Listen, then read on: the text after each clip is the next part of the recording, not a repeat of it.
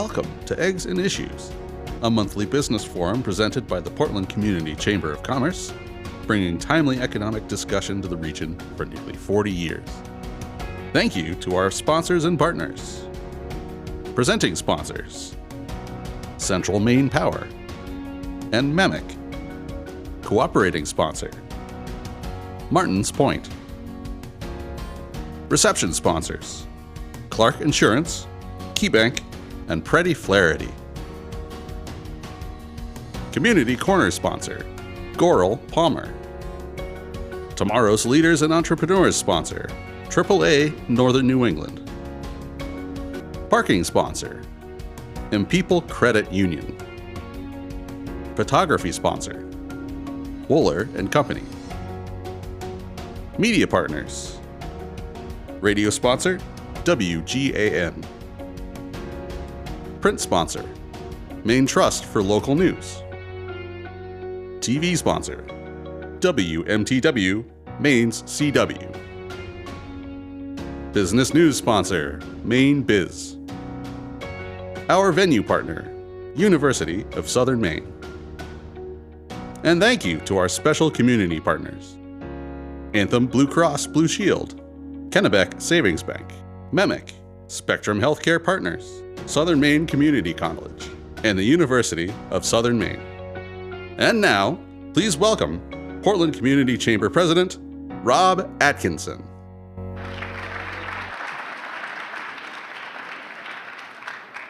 Good morning, everyone, and welcome to Eggs and Issues. We're so glad you could join us this morning for the third session of our Eggs and Issues semester, Portland, a 21st Century City.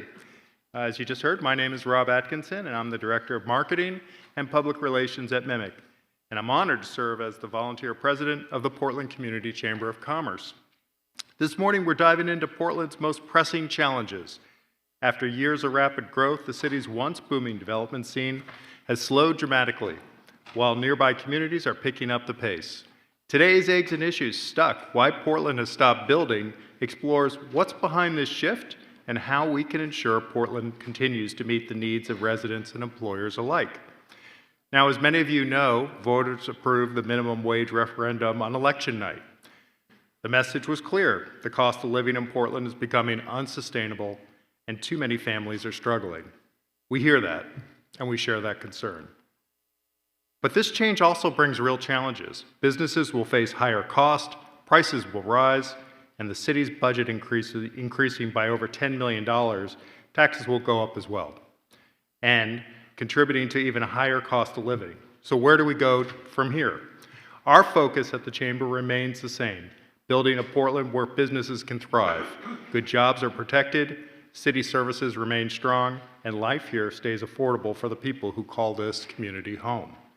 Portland is about to have the highest minimum wage on the East Coast. Think about that.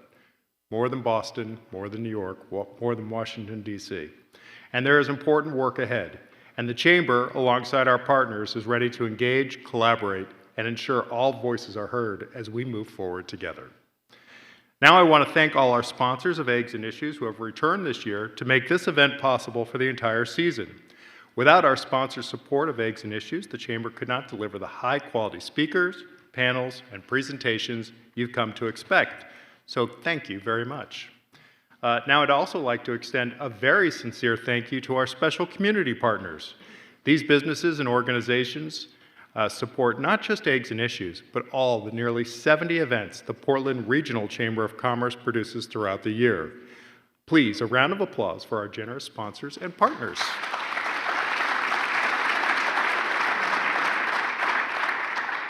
And I have to say, 2025 has been a remarkable year for the Chamber. We've welcomed over 130, actually 137 to be exact, new members and brought together 6,000 people this year through our signature events and programs. This growth reflects the vibrancy and strength of our regional business community and the vital role our members play in driving economic success. In celebration of that, we continue to share a beloved Chamber tradition, recognizing our newest members at Eggs and Issues. So let's celebrate the businesses and organizations that have joined us in just the last 60 days, adding fresh energy ideas, and leadership to our network. Please join me in welcoming them to the Chamber.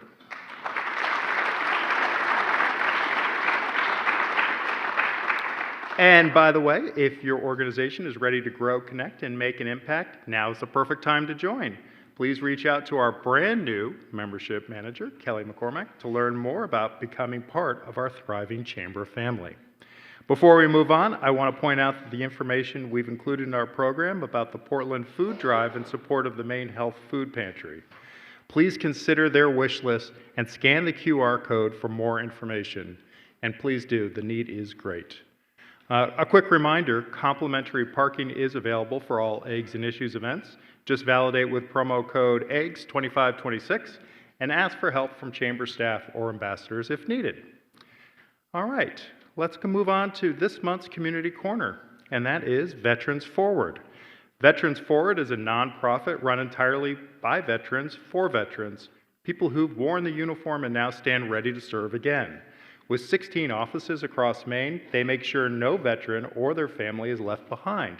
Whether it's preventing homelessness, finding stable employment, or putting food on the table, they're there when times get tough.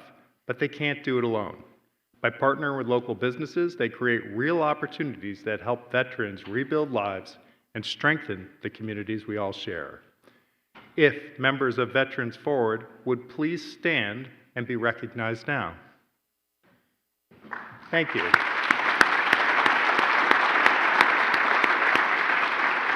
And please make sure you connect with them before you leave today. They also have these really cool wristbands with all sorts of fun things on it.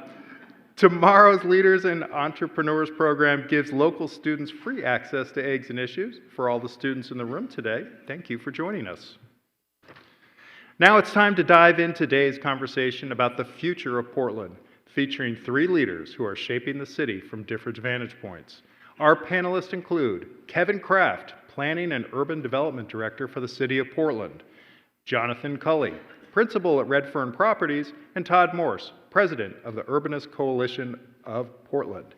And moderating today's discussion, Quincy Hensel, President and CEO of the Portland Regional Chamber of Commerce. Let's welcome them all to the stage.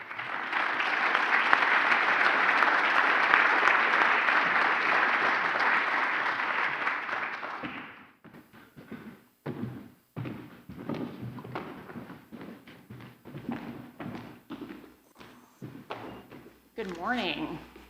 Thank you so much for joining us today. We're really excited to have this conversation and to have this conversation with this particular panel.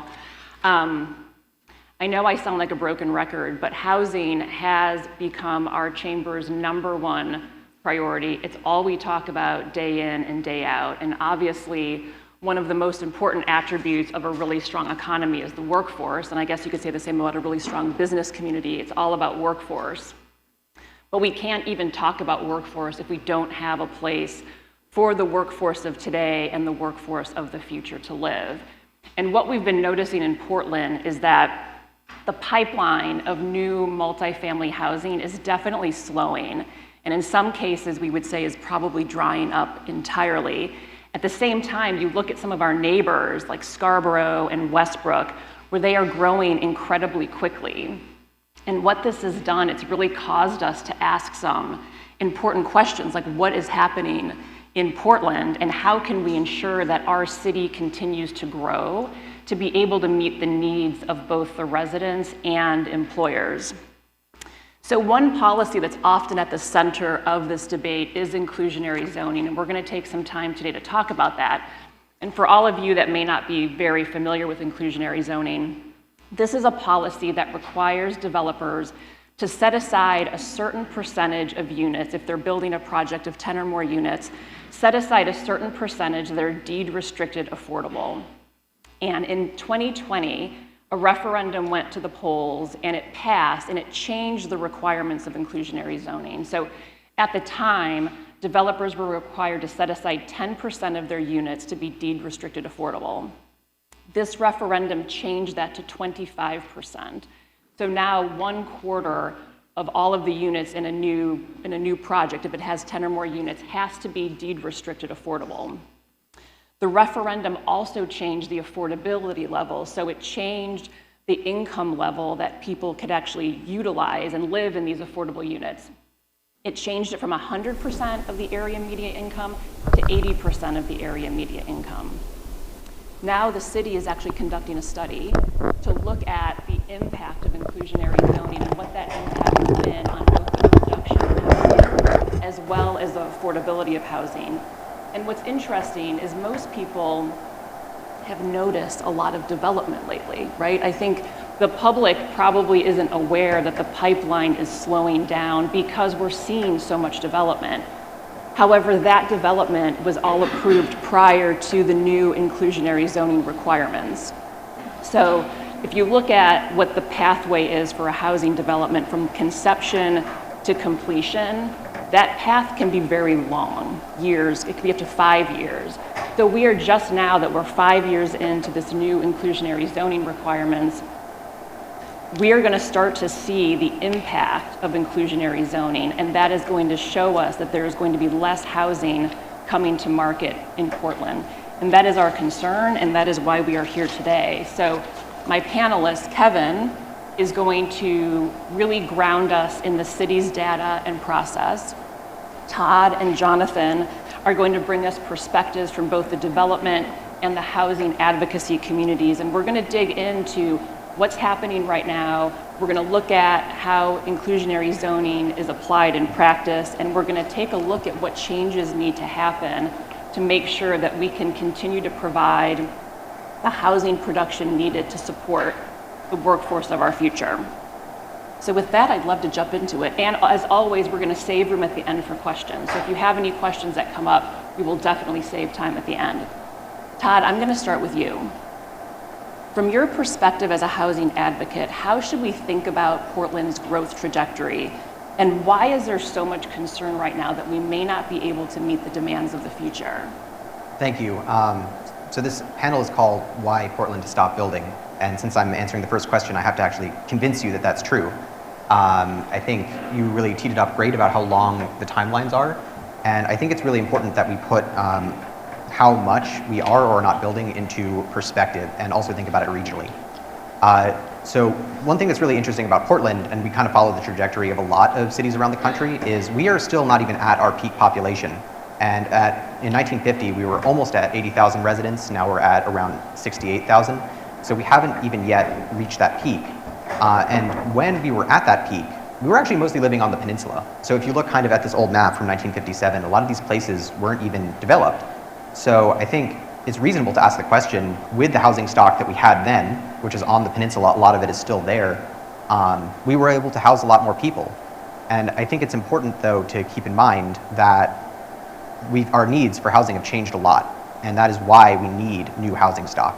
So a huge thing is that average household sizes have shrunk a lot. This is a national graph, but in Maine it's even more extreme, that now in Portland we have household sizes of around 2.1. So even though the existing housing stock is there, we have fewer people in those homes, and families are getting smaller, and we need to make sure that we have housing for the people and the lifestyles that we have now. The other big one is that cities have really become a key driver of economic growth. So a lot of the growth that has happened over the past couple decades has happened in major metro areas. So Portland is small, 68,000, but our metro area is over 250K. It's actually 500,000. So we're this orange line. And we have seen GDP growth, we've seen job growth. Increasingly larger percentages of the jobs in Maine are in Portland. So people want to live here, people need to live here for economic mobility, and people are living differently, but we don't have the housing stock to house people. Since 2010, this is from the Census Community Survey, so that's why the 2010 to 2022 range, that's just when I've had data available for. Portland housing production actually hasn't been that high. It feels like there's a boom in some key areas, like on the peninsula, but as a proportion, we haven't even grown that much. And at the same time, there's a lot of demand and growth for housing in the rest of Cumberland County. So in 1940, we were half the population of the county, and now we're almost at a fifth, at like 22%. So the county has grown a lot faster, we've suburbanized, and there's a lot of demand to live in the region, but people aren't able to live in Portland. And I think the housing construction data really mirrors that. So these are two different axes, one to track the actual growth of units and one to track the growth of people, and they mirror each other really well. So Cumberland County, in that data region from 2010 to 2022, has built 9.4% more units, while we've built half that at 4.5% more. So we're seeing more growth in Cumberland County than we're seeing in Portland, and people are having to commute in further and further. We're growing with sprawl rather than in a sustainable, dense way near where people actually work, near centers of community here in Portland. So I think it's important when we enter this housing conversation to really acknowledge the scope of the problem. And we've made some really positive steps, but also we are looking at decades of suburbanization and sprawl that we kind of have to claw ourselves back from. Great, thank you, Todd. Kevin, we'll go to you. Can you give us some historical context and talk a little bit about how multifamily housing production has trended in Portland over the last decade? Yeah, happy to. Thanks for having me, Quincy. I think we need to first talk about the Chamber's titles for these Portland events. Stuck. So Are they spicy? They are spicy. I love it. I'm sure you approve. I do. So anyhow, what you're seeing on the screen here is actually on the screen left. That is actually tracking approvals for housing units from 2010 through today. And I do want to take a moment to really celebrate the great work that Portland has done for a number of decades. We really have been a leader in housing, even though the trajectory of housing construction has really slowed. What you see here is we've approved over 8,000 housing units since 2010. But what I really want to hone in on is since 2020, we've actually approved over 4,500 housing units. So we're seeing robust approvals. And the way I like to look at the chart on the left is that's really looking at our zoning and our site plan process. So that's showing that there is flexibility to accommodate the type of growth and density that we need in the city. But then when you shift to the chart on the right, that's actually showing units completed and actually constructed. And that's a much different chart. So that's what you're starting to look at in terms of, can these projects be financed? You look at the impacts of many different policies, whether that be inclusionary zoning or other regulations. This is what's really showing that a developer is able to take that approval and then actually get it constructed. And what you'll see is that construction actually really lags behind what we're actually approving. That will always be the case. As Quincy mentioned, it takes a number of years to get a project off the ground. But I think what you'll see here, if you really start to hone in over the last 3 years, you see really large spikes in 2023 and 2024 of construction. So again, that may be what you're seeing in the community with the construction cranes and such. But what you'll see is over 82% of the units that have been constructed during that time period were either approved at the 10% inclusionary zoning level, or they were exempt entirely. So that means that while they may have been a project over 10 units, they were receiving subsidies that were actually greater than the inclusionary zoning requirement, so subsidized affordable housing. So a lot of the construction that you're seeing was either, again, pre-25% or they're exempt projects. You'll see here in blue, you'll actually see the 3 projects that have been constructed under the 25% requirement. 2 of those, Forest Avenue, the 2 Forest Avenue actually, are adaptive reuse historic preservation projects. They actually leverage historic preservation tax credits to make, to try to kind of get it over the hump there. And I think that's what's been really interesting to see the data from our end is we are approving housing at a pretty robust rate. Sorry, that's a preview to come. But we are seeing construction really lag, and it's starting to slow as we get further and further away from those pre-approvals. And let's stick with you, Kevin, and talk a little bit about RECODE and maybe explain to those who may not be so in the weeds around this type of stuff what RECODE is, and if there is potential to perhaps unlocking more opportunities around housing production because of the recent changes in RECODE. Yeah, happy to. And many of you in this room, you may be familiar with RECODE. It was the city's first rewrite of our land use code and zoning map in over 50 years. It was a really robust process. It took over 7 years to do, and there was a lot of great work that went into that, a lot of community feedback. There were a lot of strategies that went into how to unlock more housing potential in Portland. These were just a few that were major components of that. So increasing housing opportunities across the board. So there were still many zones in Portland that only allowed single family housing in your traditional suburban areas of Portland, North Deering, Riverton, et cetera. We expanded the type of housing units that would be allowed there and that you traditionally would see. So single, 2-family, 3, 4-family housing, as well as allowing up to 2 ADUs on any property. And to complicate things more, affordable housing density bonuses. So almost anywhere in the city, you can get up to 10 units of housing on a parcel. We made several base zoning adjustments, so we actually reduced our lot sizes in many zones. We actually eliminated density entirely in all of our mixed-use zones. So downtown, and I was glad to see Todd pointed out Our population used to be, what was it, around 80,000 at one point, but we had a much smaller development footprint, and that was what RECODE is actually trying to achieve. We're trying to encourage that infill development in the right areas. So we made a lot of base zoning adjustments, particularly in our mixed-use zones, so increased height significantly, and eliminated density, which was really a forward-thinking tool as part of RECODE. We removed parking mandates and went to parking maximums. That's something that you're seeing across the board nationwide. I think it's important to note we haven't had parking requirements for many years, but I think we really simplified that process. We adjusted our site plan thresholds, so we added more types of projects that would not go to the planning board and just would stay with staff to try to make that a little bit more efficient. And then again, we created new zones, again, really leaning into the complete neighborhoods process and creating transit-oriented development zones across the board. So how this played out, there we go. How this played out on our map is in the yellow, you see kind of our Portland's version of our lower density zones. And again, we went from just single family housing allowed on larger lots, 15,000 square feet, to allowing 4 family with ADUs and density bonus options and reducing the lot size significantly. The lowest lot size now in the city is 6,500. There we go. When you hone in on some of our more urban residential areas, so you're thinking about Munro Hill, the West End, parts of Oakdale, et cetera, we made multifamily as of right and increased heights in those areas. And then you start to see the layering, again, following our transit corridors and our town centers. Mixed-use zones allowing multifamily, 3-family and up with no density requirements. And again, we significantly increased heights with some areas going up to as high as 365 feet. And then it's a little bit muted here, unfortunately, but we also mapped TOD zones in a lot of areas that were called out in our comprehensive plan in 2017 as key nodes. So places like the Lowe's area on Brighton Avenue where we anticipate bus rapid transit, Allen's Corner, Morrill's Corner.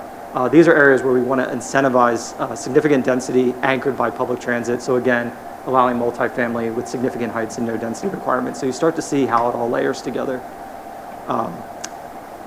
Our staff actually, as we were going through the city council process, we heard a lot of people that were concerned about how aggressive RECODE was. We also heard a lot of people say you're not going far enough. And one thing we wanted to point out was we did some back of the envelope calculations. If you just took some surface parking lots and underdeveloped sites in our downtown B3 zone, that's what you see here in yellow, and you just did a generic 7-story building with 100% lot coverage, you could actually achieve the state's housing goals for Cumberland County entirely. 65% of that just on the peninsula. And then when you layer in actually the TOD zones, we could actually achieve just new housing in those 2 areas. We could exceed the county's goal of housing by 127%. So that's again not talking about even our lower density zones where you can allow 4 family with density bonuses. So it's showing that RECODE's really unlocked a lot of potential, and we'll be interested to see how it progresses in the years to come. Great, thank you so much. And let's talk for a minute now about housing supply. I know it sounds like why we need supply. Seems like a basic question, but I think relatively foundational to this conversation. And I will take this moment to make a plug because because I'm on stage with a microphone. But yesterday, our chamber, in collaboration with 3 other organizations, Merida, the Maine Chamber, and the Maine Affordable Housing Coalition, launched a pro-housing campaign called Build Homes, Build Communities. And the whole point of it is to change the hearts and minds of people around more housing in their communities, and also look at the barriers that are standing in the way of more housing production and what policies we can bring forward to change that. So I just want to put that out. This seems like the right room to mention that in. And with that, I want to turn it to Jonathan and just talk really basically about supply and why do we need housing supply? Yeah, thank you. Fundamentally we have a housing shortage, but what that's led to is an affordability crisis. And this is the chamber, so we acknowledge sort of the workforce issues. Companies can't grow, they can't even keep their doors open because they can't hire people because the people who would work there can't find a place to live. But it's first and foremost a humanitarian issue, right? There are people sleeping outside, and that's that shouldn't be acceptable. It's not working for the business community, like the downtown business community is suffering. So this is a massive issue that we have to deal with. And so the last 5 years has been really interesting. And I'm sort of a student of housing markets across the country. And so the last 5 years has been this great laboratory for housing economists and sociologists in that there's been tremendous housing demand everywhere. And we've also added record housing supply in some places, but not all places. And the impacts we've seen are, were always intuitive, but we have empirical data now that we never had before, and there's some really interesting studies. So I look at this chart, and it may be too busy to look at in this context. But in the upper sort of left, you see markets that are housing constrained. And so the y-axis is rent growth. And so at the top of the chart, these are markets where rents have grown a lot. At the bottom of the chart are markets where rents haven't grown or have declined. And then the other axis, the y-axis, is the amount of housing growth. So you see, if you look at the bottom, that right corner, you see markets that have built a lot of housing. And what's happened? Rents have actually gone down. And this is sort of unfathomable for us to think about in Portland, Maine. Like, what? Rents have gone down? Yes, it can actually happen. Number one in the market, Denver, Colorado, Austin, Texas. Rents have gone down 13% year over year, and this is in Class C apartments, and so this is another important consideration. Anytime you build new market rate housing, it's going to be sort of higher end housing, right? It's expensive to construct, and so this has been typically one of the knocks by people who are sort of skeptical about adding new supply as well. Those are the nice apartments for people with higher incomes. And now we see there's real data that actually the beneficiaries are people with lower incomes, and that there is this filtering thing, and we now have data to say filtering is real. It's not a dubious sort of trickle-down economics concept, and filtering, for those of you who don't understand, it's a sort of academic term where you build new housing for the Class A, people with higher incomes, and so they take that housing. Or people from Class B apartments move up and they vacate their Class B apartments. People from Class C apartments move up, they vacate their Class C apartments. And at that lower end of the market, you start to have vacancy. And so what happens? Owners, landlords, managers, they lower rents to fill the vacancies. And so that's what you've seen here. In high supplied markets, again, we've seen a lot of higher end construction in Denver, Naples, Austin. And what have we seen? In the lower end of the apartment spectrum, we've seen rents decline a lot. A couple anecdotes on Portland. And in 2024, our company, Redfern, opened 500 new market rate apartments, and one of our friendly competitors, Reveler, opened another 200 or something like that. So in 2024, there were 700 new market rate apartments that came to market in Portland. Unprecedented, had never happened before. And so we saw two interesting things. And one is, I'm going to plug an organization that I've been involved with for a long time, Quality Housing Coalition, which is a wonderful nonprofit. We have a program, Project Home, that places housing insecure families with landlords. And we sort of serve as a matchmaker, and we provide financial guarantees to help families get into housing who otherwise maybe couldn't qualify. So there are financial backstops and things like that. We deal with a lot of immigrant families, asylum seekers, and help them find housing. And before 2024, the problem was getting landlords who were willing to sort of willing to talk to us and take these families, even with the financial backstop that the Quality Housing Coalition was providing. In 2024, things changed, and we started hearing from landlords to say, yeah, tell us about your program. We'd like to hear about that. Maybe we want to sort of welcome some of these families. And the reason is simple, that they weren't able to fill their vacancies with sort of the traditional market rate tenants. We also heard, and this is anecdotal, but that the Section 8 voucher holders were having an easier time getting into apartments in Portland in 2024 than they had previously. And again, it's the same idea, is the lower quality apartments had vacancies, and where previously they didn't want to deal with Section 8, now they're saying, okay, let's talk about Section 8. And so we saw a real impact in Portland from this new supply, the 700 units that we brought in 2024. Now, to Kevin's point, there's almost no units coming on in, very few in 2025, almost nothing in 2026 or 2027 in terms of market rate. So we're sort of going back to the, back to the past where we've got really constrained sort of housing market, new demand coming into town. Demand in Portland is tremendous, and it's going to continue to be. At least our view is that you've got these sort of concepts, climate migration, where people are coming to Maine. Like, we're very, very bullish on Maine long term. People are coming. They're going to come to Portland. We've got the Rue Institute, which is building this incredible campus, spending hundreds of millions of dollars, and they're bringing graduate students throughout the world. And so we need to house these people. We've got to keep building. So I'm going to stick with you because you've been on the front line of housing production in Portland for a while. Talk a little bit about the feasibility of actually building a project with IZ now at 25%? Because I always hear developers say, oh, at 25%, the project doesn't pencil out. So explain that a little bit. Yeah.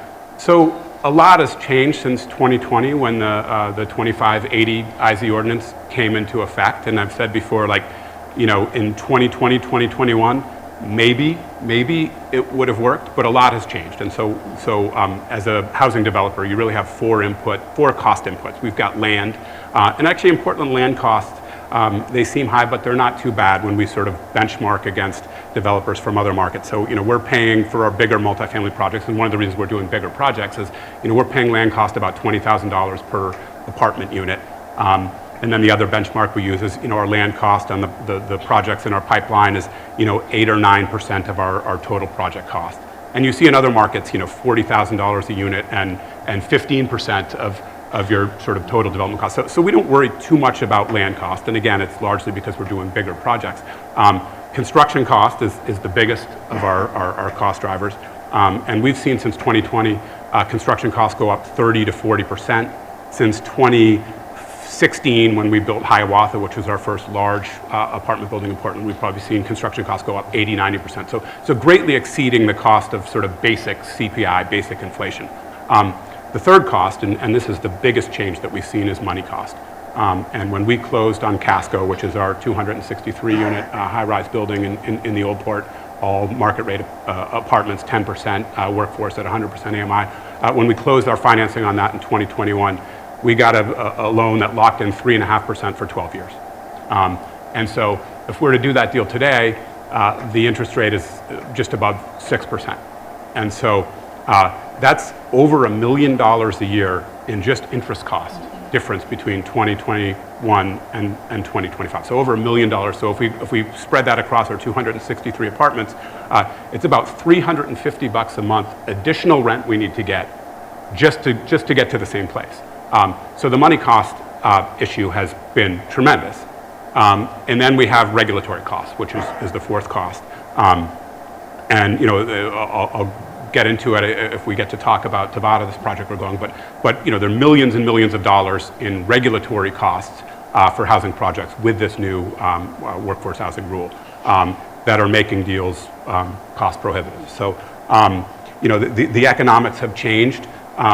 Of those four cost drivers, there's really one that the city, you know, can deal with, and that's the regulatory issue, right? We can't do much about money cost, and you know, we wait for the Federal Reserve to lower interest rates, but they do that and it doesn't even really matter. Our money is generally tied to the 10-year Treasury yield, which, you know, the Fed cuts rates and the Treasury yield goes up because of all this sort of instability, erratic financial policy that's coming out of the Trump administration. So we're not particularly hopeful on interest rates. The only sort of cost driver that we think has the potential to change is that regulatory cost.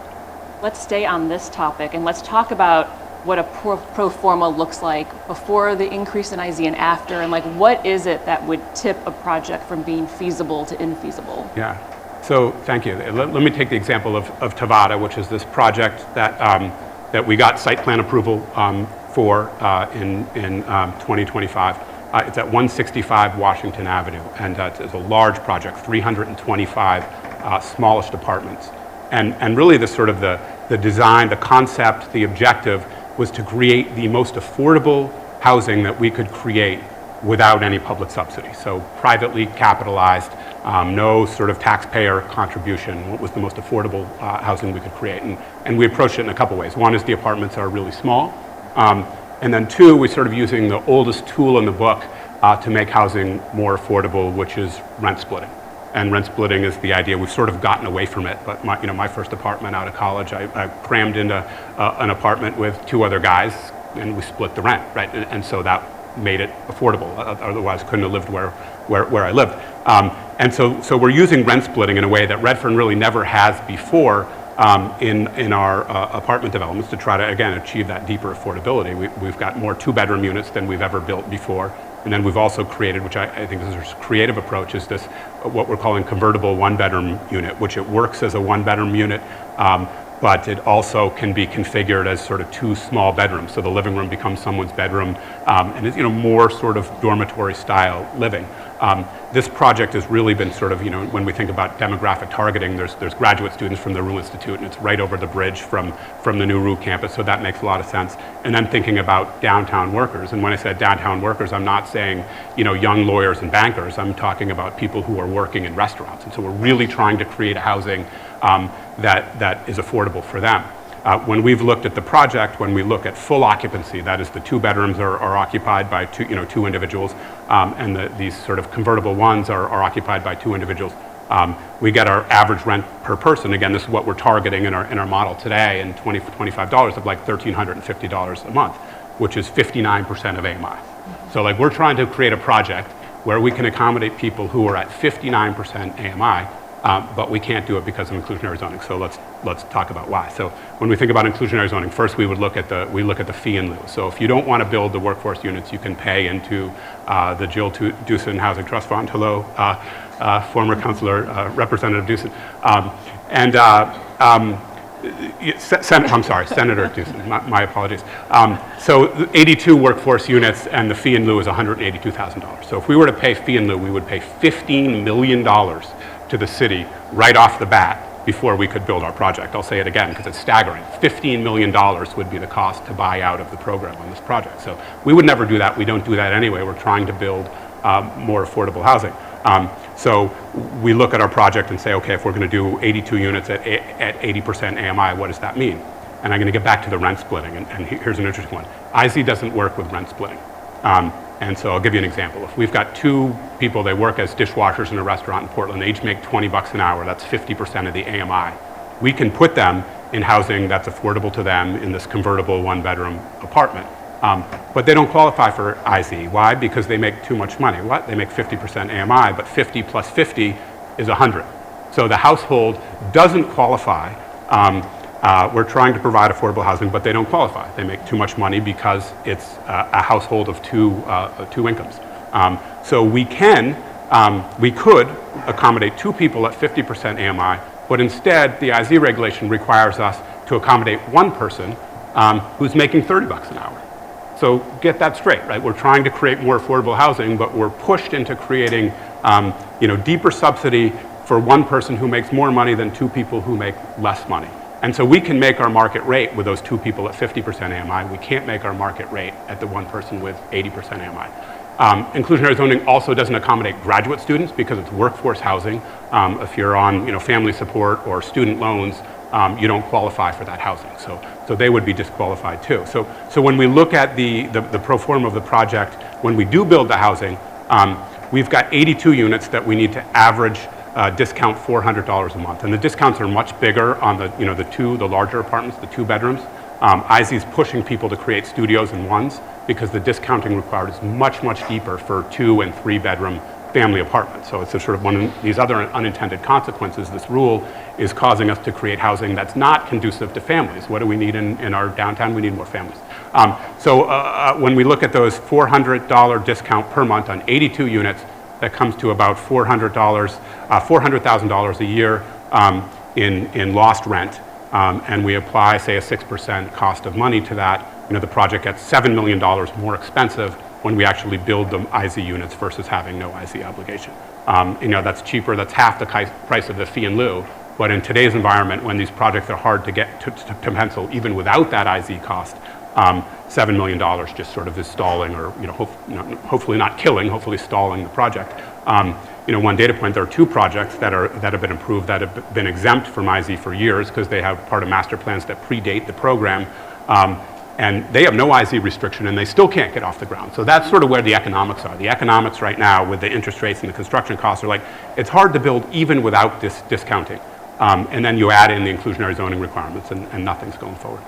Thank you for that. That was great. And my guess is there might be some questions on that later. I know there was some math Sorry if that was involved. too complicated. Yeah. I mean, there was some math. I don't know. But it was very helpful. And with that, I'm going to go to Todd, because Todd, I know you've looked at inclusionary zoning in other communities. So talk a little bit about how Portland compares to what you've seen, and what do you make of tools like off-site compliance and payment in lieu? So we've done a lot of comparative analysis of different inclusionary zoning programs around the country. I'll talk a little bit about why that is hard in a second, but Just at a top level, we have that 25% set aside, and that is more than 90% of the other municipalities that we studied. So Portland is definitely a bit of an outlier in how large the set aside is compared to a lot of other municipalities.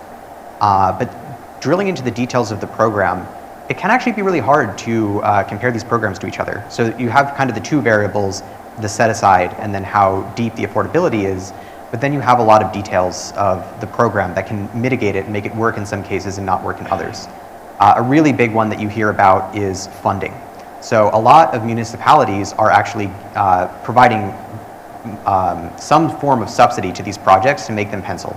A big one is Shoreline Washington. They're doing 100% funding, so they're basically trying to recoup 100% of that discount is coming basically from, these are all property tax abatements for the most part.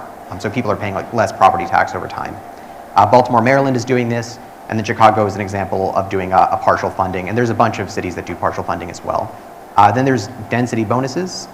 Kevin talked about that a bit. We have that in place, and we have a lot of new ones in place. So I didn't do a ton of city comparisons because that's something we're doing. And then there's also a lot of cities doing voluntary.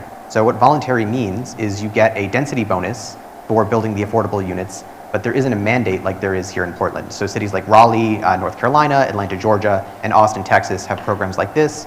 And these are cities that have overall actually been relatively affordable compared to Portland. Then there's even smaller details, like a higher threshold before inclusionary zoning applies. So for example, ours kicks in at 10 units. So if you built that 11th unit, you're now on the hook to build, I think 2.5.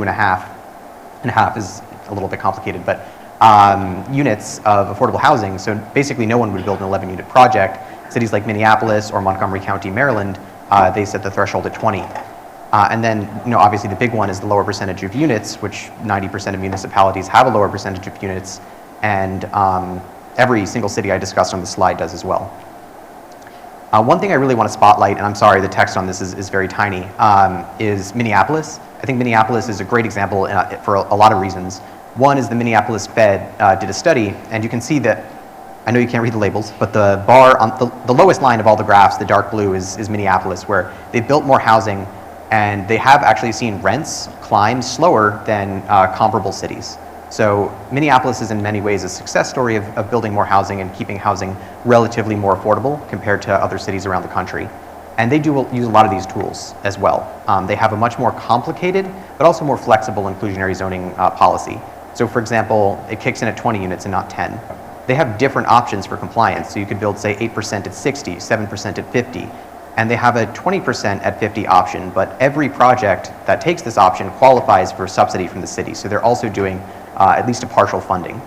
And that funding is available for them. There's also a reduction for mid-sized buildings. So one big problem with our current inclusionary zoning that I mentioned is, like, once you build that 11th unit, it becomes really hard to afford. So there's a big gap in these mid-sized buildings from when you're at the 11th unit till when you've built enough units to offset your costs. So Minneapolis kind of has a bit of an exemption for projects less than 100 units that make those pencil. They call it cash in lieu instead of fee in lieu. They base that off of actual construction costs, and it's also based on square footage, so it doesn't encourage as many small units. So it's much more tightly tuned. And they also allow offsite compliance, as you said. And offsite compliance basically allows you to build a unit somewhere else, which can sometimes be cheaper and more flexible because you can work with a nonprofit partner instead of building those yourself. That said, kind of going through all of these points, I just kind of want to make a general observation is most of the things that make these projects work are just kind of doing IZ less or providing some sort of subsidy. So I think it's really telling that even in these success stories, they get to that success by either reducing the IZ or providing subsidy for affordable housing. And I think we should be investing a lot in affordable housing. But is spending our affordable housing budget on, kind of subsidizing every private development that has to happen necessarily the most efficient way to achieve that? So I think that there's a lot of things we could do to take a step in the right direction, but I think it's also important to acknowledge that inclusionary zoning does have some pretty negative effects on the overall housing affordability. There have been numerous studies now in California, the Boston area, the Baltimore, Washington region, that inclusionary zoning in these places has caused housing to become less affordable over time. And I will just tie the loop really quickly on offsite.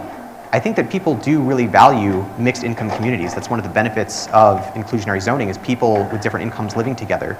And I think, yeah, it would be easier to move those units off-site, but then I think there's also a trade-off of, why do we want this program in the first place, and how do we achieve mixed income communities? And I'll talk about that a bit more later, but I think making sure that we have a policy that really encourages housing affordability and mixed income communities is the key. It's just, I'm not really sure that inclusionary zoning is the way to get there. Thank you for that, Todd. And I know Jonathan's already answered this question, but for Kevin and Todd, if we can just very briefly go over, in fairness, inclusionary zoning isn't our only barrier to bringing housing production online. So can you talk about what those other barriers are? You want me to? I guess I can go. Yeah, go for it. There's a lot of barriers. One thing is zoning. We've made some changes there. There's two I just really wanted to plug, so thank you for this opportunity. One is building codes. I think building codes in general, they're a lot more, I don't know about important, but I think building codes bring safety. And it's important that we keep a lot of them intact and that we're smart about changing building codes. But I think things like allowing more buildings with single stair, allowing for mass timber, things like that can start to bring building costs down. And I think the state right now is doing an effort to analyze our building codes with respect to housing affordability. And I really hope that they have some good recommendations there to make it cheaper to build. The other thing I will say is community pressure. I think a lot of people don't like new housing. I think part of what the Urbanist Coalition tries to do is make the case that housing, it's not only that we need it, but it's a good thing and it creates vibrant communities and we want to have more housing. But I think oftentimes, when a particular project does happen and it is allowed, there is a lot of backlash. I think the relationship sometimes between the developer and the community kind of gets sour, and that can lead to lawsuits, it can lead to zoning changes. So I think really what I want to do is shift hearts and minds and kind of make the case that housing is a good thing, and hopefully we can kind of not have this kind of specific pressure that's sometimes applied to projects that really can slow down the timelines a lot, like 42 Atlantic Street, affordable housing project, that's been tied up in a lawsuit for a long time. And that's a lot of affordable units that I think will eventually come online, but it just adds a lot of time and cost to the process. I'll just re-emphasize, I think the building code is going to be the next. You're starting to see that zoning reform was really big. I think for the last several years, I think the building code is one, and there's always a story I love telling is when we do a lot of public engagement, we'll hear people say, oh, I used to pay $400 and I lived in a cramped basement and there was an electrical wire over my shower, but I paid $400. And I think where we read between the lines on that is we're not suggesting you should have electrical wires above your shower, but what I think that reads is our building codes have really progressed to the point where it's making these projects really challenging for the developer to actually construct the units. And I think that's an area where you'll start to see more pressure in the coming years. That's great. I have just a couple more questions and then I'm going to open it up to the audience. And so for Kevin, the city is studying inclusionary zoning right now. So what's the process for evaluating potential challenge or potential changes once the study is complete? And what would you say is the timeline for that? Yeah, so as many of you know, the referendum was passed in 2020, so the inclusionary zoning requirements could not be changed. That was not something that we looked at as part of RECODE. We're also coming up on the 10-year mark from when inclusionary zoning was first adopted. So it's a really relevant time to actually study the policy holistically, not just at the 25%, but at the 10% level, and see, is it meeting the goals and objectives of what the original intent was? And do we need to make tweaks? Jonathan mentioned some of the implementation measures, have they become outdated? Do we need to evolve? So we received a state grant actually to study our housing policies. We wrapped up consultant interviews last month, and hopefully we'll have the contract actually signed today, or if not today, tomorrow. And then we'll hit the ground running on our study, which we anticipate taking about 3 to 4 months. There'll be some engagement with stakeholders. We'll want to get really into the weeds about pro formas, as Jonathan touched on. And ultimately the goal there will to actually bring some data-driven analysis on our inclusionary zoning policy from its start to where it is today, and offer up some recommendations to our electeds in terms of where we should go or what changes need to happen. So that's going to be coming up very shortly. Just to explain a point that Kevin just mentioned, the 5 years is meaningful because this change to inclusionary zoning passed via a referendum. And because of that, the policy could not be changed for 5 years except through another referendum. So we're at that 5-year mark, which is why the city is looking at this now. So my final question, I'm going to go to Todd and Jonathan. So ultimately, for a policy change to happen, it has to be both politically feasible and financially workable. So what changes do you think might be able to strike that balance? Yeah, I have a couple slides. Sorry, I gotta advance here. So many slides. Yeah, no, I know, that's great. There we go. You did extra hard push, okay. So I'm really glad that we're looking at our inclusionary zoning policy now. I think there's a lot that can be done. I think there's some examples from Minneapolis that we can mention, but I also just want to use this as a quick opportunity to plug something that the Urbanist Coalition wanted to throw into the mix, which is just kind of rethinking how we fund affordable housing. So I think the goals of inclusionary zoning are really clear and really good, which is that we want to leverage all this growth that we're seeing in Portland and this wealth that is being generated in Portland, and we want to use that and share it and make homes more affordable so that people driving that can actually live here, so communities aren't broken up. And then we also want to encourage more mixed income communities. And what we're proposing as a possible way to achieve this is replacing inclusionary zoning with a sort of value capture mechanism. And I won't go much into the details here because it's a bit technical, but it's a bit like a mini TIF of sorts, but it's not actually a TIF, where when new development happens, your property tax bill goes up, right? You've built a more valuable property. And we can take a slice of that increase and put that into the Affordable Housing Trust Fund, and then use that to finance mixed income projects. So what this means is the more construction we have in Portland, and not just housing of any type, a little bit of that will be set aside, and that growth will be used to finance more affordable housing. And from the perspective of people paying taxes, it will be as if all new buildings are built 5 years later. Say it's 50% for 5 years is a number we threw out there. And I think what is exciting about this policy is one thing that inclusionary zoning might be doing is causing less housing construction to happen. And that can also mean that property taxes rise more quickly because property taxes aren't split up amongst a bunch of new units that have just been built. So if we were to change that policy, we could possibly see more construction, and then we could capture a slice of that value and use it to construct a lot more affordable housing, and also mixed income affordable housing. And the last thing I will say is that since 2020, when this was put in place, we've put a lot of bonuses for affordable housing construction, and they're working. So one of them is LD 2003, which you might have heard about, and that has already had a success story in Stroudwater Commons. So this is a project that was allowed by the LD 2003 density bonus, and the Urbanist Coalition advocated for amendments to apply that bonus to this property where it's being built. So it's kind of a collaborative effort here. And this project has 156 new homes, and 78 of them, half of them, are going to be income restricted workforce. And this is more than what's required by IZ in percent, and we were able to get there through density bonuses and not necessarily through mandate. And this project might be able to happen with the current IZ, but that deeper affordability level, the 80% AMI on the 25%, means hopefully this will be able to happen, but more projects like this will be able to happen, and we'll be more certain that this project could happen if we were to make some changes with IZ. And previously, the site was zoned for just 8 homes. So this is kind of the first project that has kind of come out of a policy change that we've advocated for. I just want to put that into perspective. 156 homes. When you go to that site, there will be people living in a building that wasn't there before because of this policy. And it's not fun sometimes to talk about like ratios of affordability, and it always feels like you're leaving someone out, but we have the tools we have, and every single unit that we get is someone who is going to have a home that otherwise wouldn't have. They would have lived further away, they would have been unhoused. So I just really want to make sure that people always think about like the actual people who are going to be living in these structures, and they're not just numbers of units. Yeah, so you asked about politics, and so that IZ is compelling politics, right? The underlying premise is you're going to tax wealthy developers like people like me and support people who are struggling to afford their homes. So like that's really compelling. I'd probably vote for that. I mean, it makes a lot of sense, but we've got to focus on the policy outcomes, right? And when we focus on the policy outcomes, what's happened, we're actually hurting the people that we were trying to help. So it's difficult, but I think part of the politics we need to ask ourselves, what else are we doing? And I would encourage the business community to support investment in affordable housing. I think there needs to be real public investment in affordable housing. I'm on the Social Housing Task Force, so I'll make a plug for that. We're going to make some recommendations probably next summer, hopefully to launch some sort of social housing program, experiment, whatever you call it, in Portland to do something. Like, we've got to do more, right? There are people sleeping outside. We can't accept that. We've got to do more.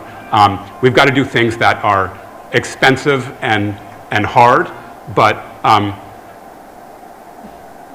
pious. We got to do things that are expensive and hard to deal with our housing crisis, but we have before us something that's easy and has no cost to taxpayers, and we've demonstrated through facts and data that will help bring the rent down, which is simply suspend the inclusionary zoning policy and let the private market do as much of the heavy lifting as it possibly can. Again, the private market will never be the complete solution, but it can do so much of the heavy lifting if we just let that happen. That is a great way to wrap up the panel's part of this conversation. I know we talked about a lot in a very short amount of time, so I want to thank the three of you for being here and sharing your perspective and expertise on this issue. And with that, we want to open it up to some questions. And there's some microphones on both sides that will come find you.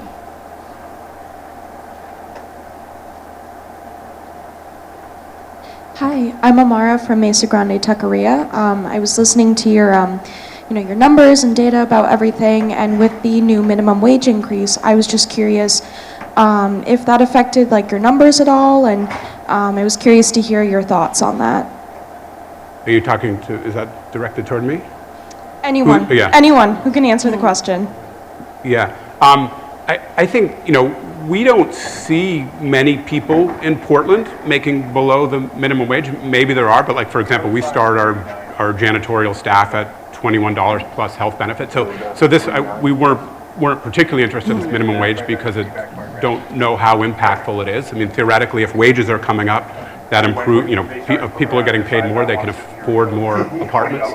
So that's good. But I guess the answer is we wouldn't change our pro forma based on the minimum wage. I mean, unfortunately, because we're not a subsidy-based developer, we can accommodate people who are at the minimum wage.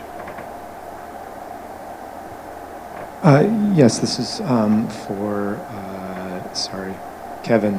So legally, we can change the IZ now, but we're starting a study. What is the fastest possible timeline in which the study occurs, the information gets to the staff, the report gets to the council makes the change? Yeah, we can't change it right now. So just to make sure that's clear, the 5 years would actually be in the new year, so January 2026. We're hoping to bring a study forward in early Q1 of 2026 and make recommendations of, again, we're not sure where that will land, but we'll make several recommendations to our electeds in terms of what a change could be, if there's a change that's warranted, but it will be in the new year. Other questions?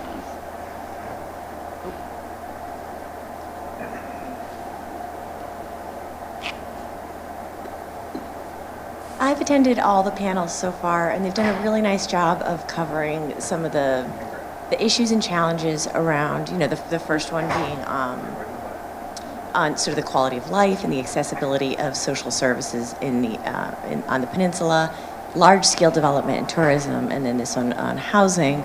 And I'm just wondering, I mean, they're so clearly interconnected and multi-layered and complicated, and no one problem can be addressed in isolation. Does Portland as a city have a vision, a long-term vision for its growth, and is that in a comprehensive strategic plan of some kind? And if it is, how is that being communicated to the public so that they have confidence that the city has these issues in hand and won't need to rely on misguided referendum?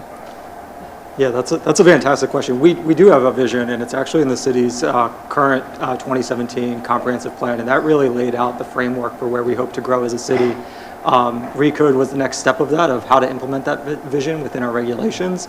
And as we touched on, we really tried to make it easier for both housing creation and economic development by really focusing on our urban centers and downtown centers, again, trying to build on our transit lines and et cetera. I do agree in that our communication about that sometimes gets lost. I think there was a slide, I don't know if I can go back to it, but we've approved even this year with all of these challenges almost 1,300 housing units, yet I don't see that in the newspaper. And there's a lot of nuance to that data. Obviously, there's a lot of projects exempt. There's a lot of projects that didn't have to comply with IZ for prior approvals. But I do think our storytelling of what that vision that we actually have, and it's documented, it's there, we need to do a better job, I think, of explaining that to the public. And I think that's something that our department, along with other departments, have really been trying to hone in on to make sure that that story is getting told publicly, because I do think there's a lot of misconceptions that come into our work. And it's very easy to grapple with that, especially with social media these days. Any other questions? One more question. Hey, John's got a question too. Excuse me. My name is Ben Brennan.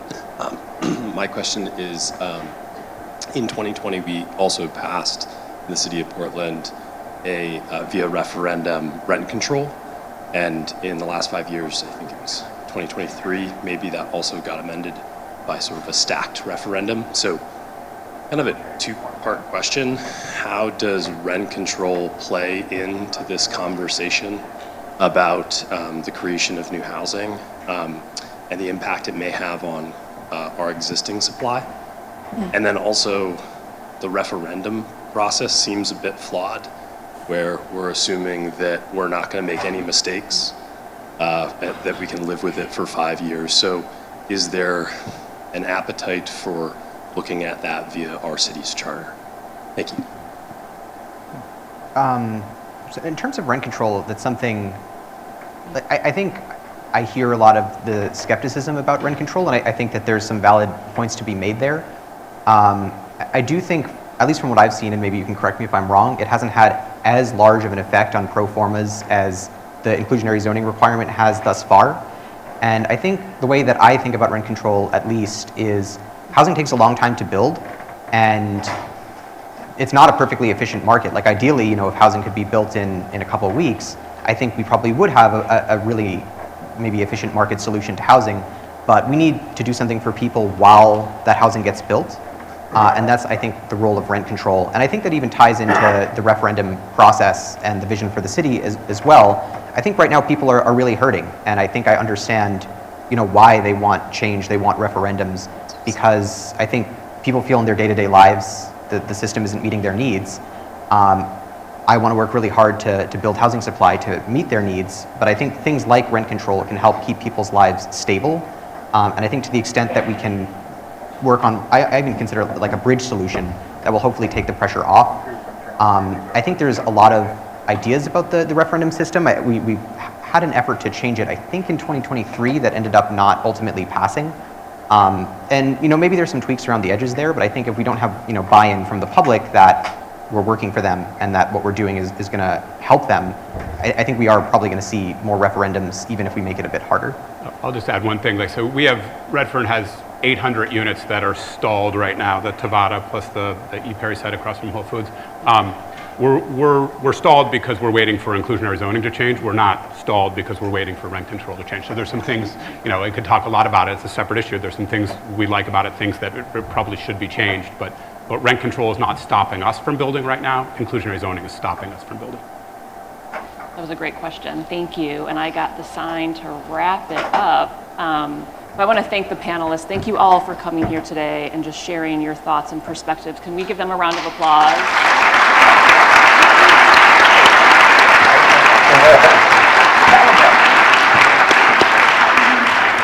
And I encourage all of you to stay connected with us on this issue. When the city does have their study results come out, there may be movement. There's definitely going to be a conversation around this, and we'd love all of you to engage in this and to support changes that will help us bring about more housing. And so with that, I want to say thanks for joining us. We hope to see you back here next month, where we have, there we have it, GMRI is going to join us next month to talk about the impacts of climate change, particularly on Portland. So we hope to see you then. Thank you.